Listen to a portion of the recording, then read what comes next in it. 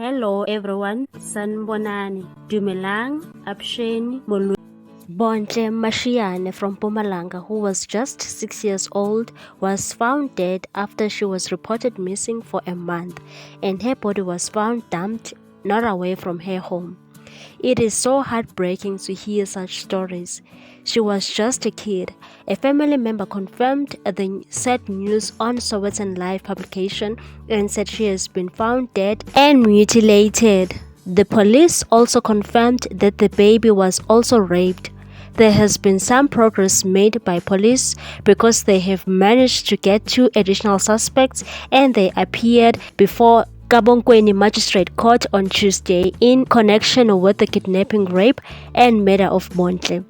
The Mpumalanga police spokesperson Brigadier Selve Mohlala said Samuel Makebeletana Ntsela, who is 63 years old, and his son Phila Sande Ntsela, who is 28 years old, were also remanded in custody until June 24.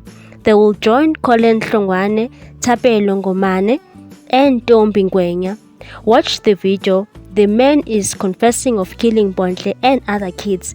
They take the wombs of children and sell them into a sangoma for about 10,000 rand. It's so painful to watch this disgusting man confessing killing the young girls.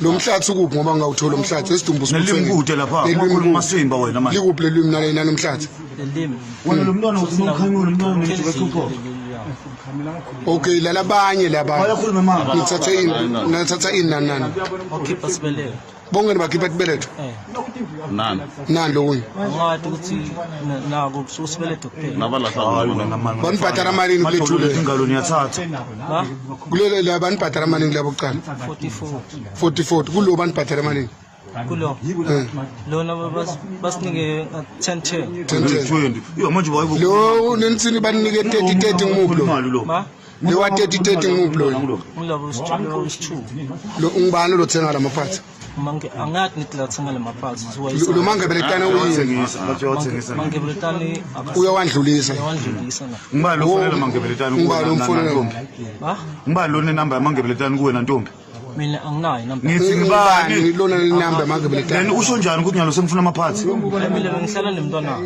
ukuthi lo mntwana kaDontshela ukuthi bafuna into leso sebese nini namba noSilaha naphila sakho ya senisilaha bangaki bantwana nawukhumbula wena nawukhumbula kushone kulahleke lona ngithi basho Silaha ngingaki nawukhumbula bangaki le waSilaha ukona wena laphandle kwala wabaleka naye bajujwe nguye ntombi usho njalo bajujwe nguye lo ungazi ukuthi bekujuba bani bekujuba yena labo bekujuba phila sanga mina ngikwathi kujuba awuwathi kujuba wena nethu yabanga the whole day Una mfana.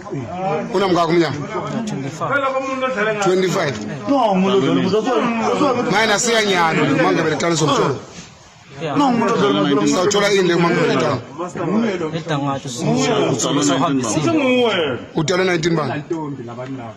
Umnyaka 19 bani? 1997. Inyanga? Inyanga nesithe. Inyanga nes7 ngithe. Okay. Labantwana labo bokucala nibayisa phendula laba bokucala nizenishisa abantu lena bayisa kulabantwana babathole la maphathi mthetho anika lo mangebeletana ho namnika amaphathi le kuyini lokutibeleto kahle kahle nibulala amantombazana wena manje. What have we become as the nation? Please leave a comment down below and share your thoughts on this painful story. Thanks for watching. Please subscribe for more news.